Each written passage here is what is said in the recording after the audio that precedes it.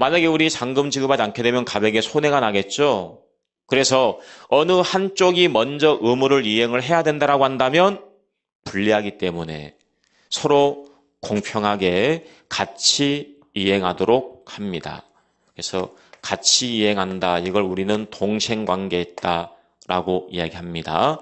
서로 간에 동시에 이행하는 게 공평하다라고 이야기합니다. 그런데 언제 동시에 이행하기로 했냐면 11월 10날 12시에 만나서 서로 동시에 이행하기로 약속을 했어요. 만났습니다. 그런데 이 갑이 우리에게 뭐라고 하냐면 내가 집에서 나오는데 너무 급하게 나오다 보니까 등기 서류를 챙기지 못했다. 그래서 내일 꼭 갖다 줄 테니까 네가 먼저 잔금 먼저 달라라고 하는 거예요. 자기가 부담하고 있는 의무는 이행하지 않으면서 우리에게 잔금을 달라 잔금 지급을 청구합니다. 즉 그 말은 계약에 따른 이행을 청구하고 있다 그 말이죠. 이행을 청구하고 있다. 자, 이렇게 이행을 청구하고 있을 경우에 여러분이 을입니다. 그럼 여러분이 을이라고 한다면 여러분들이 부담하고 있는 이 잔금 지급 의무를 이행을 해야 되겠습니까? 아니면 이행 거절할 수 있어야 되겠습니까? 이행 거절할 수 있어요, 없어요? 이행 거절할 수 있어야 될 거 아니에요? 만약에 여러분들이 먼저 이행해야 된다. 여러분들에게 불리한 거잖아요. 그래서 나도 이행 못하겠다. 이행 거절할 수 있어야지만이 공평하겠죠. 이행을 거절한다 그 말은 당신이 부담하고 있는 의무, 내가 부담하고 있는 의무 서로 간에 동생관계에 있다 그 말이죠. 동생관계에 있으니까 동시에 같이 이행하자라고 주장하는 것. 그래서 이걸 우리는 이렇게 써봅니다. 동시 이행의 항변권이다 라고 해요. 동시 이행의 항변권. 말 그대로 같이 이행하자고 주장하는 권능.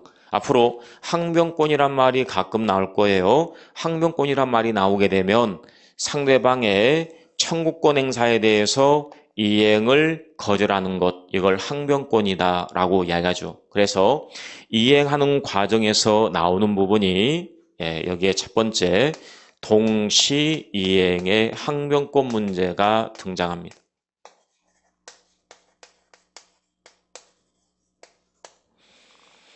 자, 동시행의 항변권의 문제가 등장하고요. 그 다음 이행하는 과정에서 이런 문제가 발생할 수가 있습니다.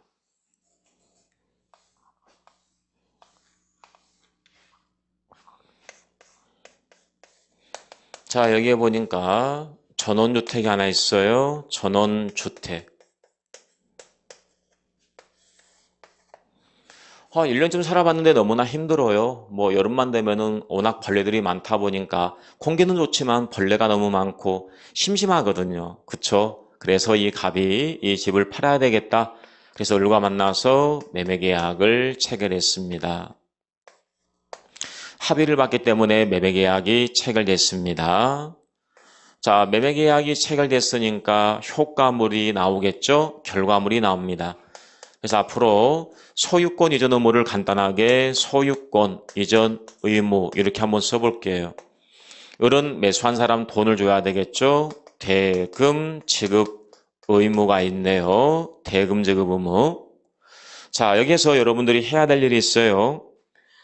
소유권 이전 의무가 있고 대금 지급 의무가 있고 이게 서로 무슨 관계 있는지 여러분이 좀 인식을 해야 되는데 생각 한번 해보세요. 갑이 을에게 왜 소유권 넘겨주는 거죠? 을로부터 돈 받는 대가잖아요. 을이 갑에게 왜 대금을 지급하는 거죠? 소유권 넘겨받는 대가잖아요. 서로 간에 대가 관계에 있다라는 것. 대가 관계에 있다, 이걸 우리는 연결되어 있다, 결련성이 있다라고 합니다. 이렇게 연결되어 있어요. 근데 문제가 생겼습니다. 계약을 체결한 이후에 계약의 목적물이 전소가 됐어요. 계약의 목적물이 전소가 됐을 경우에 이제 갑이 부담하고 있던 소유권 이전 의무를 이행하겠습니까? 이행을 못하겠습니까? 이행을 못하게 될 거라고요. 이행을 못하게 될 거라. 이행을 못하게 되는 건데 이때는 따져봐야 됩니다. 이 사람 매도한 사람에게 잘못이 있을 경우하고 잘못이 없을 경우로 따져보면 되겠죠. 그러니까 이렇게 쓰면 되겠네요. 이행하는 문제와 관련해서 여기에 동시행의 항변권의 문제가 나왔고, 그 다음에 이행하지 못하는 문제와 관련해 가지고 매도인에게 귀책 사유가 있을 때, 귀책 사유가 없을 때 따져봐야 되겠죠.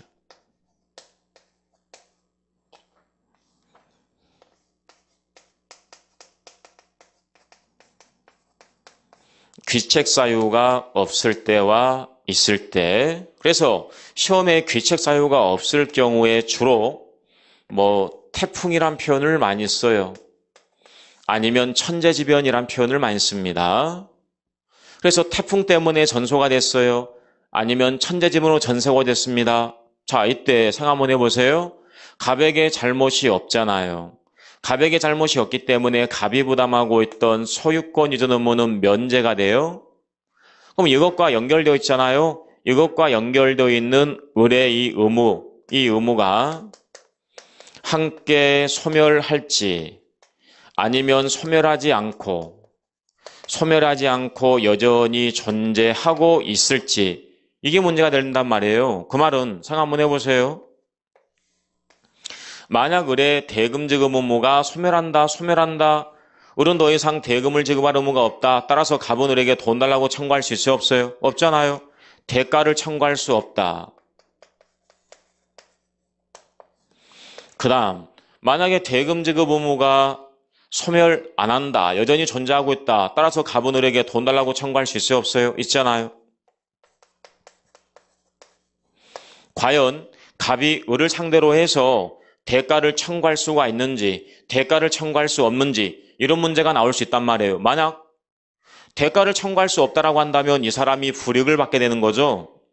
만약 대가를 청구할 수 있다라고 한다면 이 사람에게 불이익이 없잖아요. 그래서 계약을 체결했는데 그 계약에 따른 뭐가 발생했냐면 불이익이 발생했는데 이 불이익을 누가 부담하게 될지 하는 문제가 나올 수밖에 없죠. 그래서 우리는 이 불이익을 위험이다라는 표현을 씁니다. 위험. 계약을 했는데 계약의 목적물이 전소가 됐을 경우에 그 계약에 따른 위험이 발생한다. 계약에 따른 위험이 발생하는데 그 계약에 따른 위험을 누가 부담하게 될지, 그래서 이걸 우리는 위험 부담의 문제다라고 합니다. 그래서 귀책 사유가 없을 경우에 위험 부담 문제가 발생하죠. 위험 부담 문제가 발생을 합니다. 그리고 이제 귀책 사유가 있을 경우에 어떤 문제가 발생할 수가 있는지 이 부분은 잠깐 쉬었다가 설명해 드릴게요.